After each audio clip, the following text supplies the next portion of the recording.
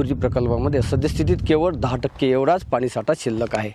वाशिमच्या 1,05,000 नागरिकांना याच पाणी प्रकल्पातून पाणी पुरवठा केला जातो। वाशिम शहरामध्ये एकूण 12,000 नळ कनेक्शन धारक आहेत।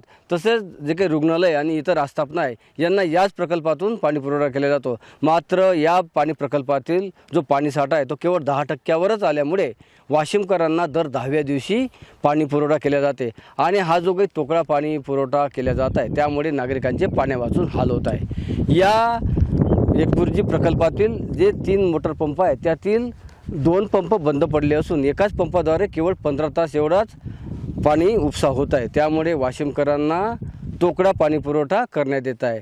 जर वाशिमकरांना मुबलक आणि नियमित पाणी पुरवठा करायचा असेल तर यासाठी नवीन पाणी पुरवठा योजना मंजूर करण्याची गरज आहे आणि त्या पाणी पुरवठा योजना सोनल किंवा इतर जो काही इसापूर धरण आहे त्यातून त्या योजना मंजूर करून वाशिमकरांना नियमित पाणी पुरवठा केला जाऊ शकते। यासाठी स्थानिक राजकारणी जे काही पदाधिकारी आहेत त्यांनी आणि प्रशासनानं पुढाकार घेणे गरजेचे आहे। तेव्हाच वाशिमकरांना दर दिवशी मुबलक स्वच्छ आणि नियमित पाणी पुरवठा होऊ शकेल। सद्यस्थितीत जे वाशिमकरांचे 10 दिवसाआड जो काही पाणी पुरवठा होत असल्यामुळे हाल होत आहेत त्यासाठी नगर परिषद प्रशासनानं योग्य ते पावले उचलून पाणी पुरवठा नियमित करण्याची मागणी होत आहे। किशोर गोमासे, न्यूज 18 लोकमत, एकबुर्जी, वाशिम।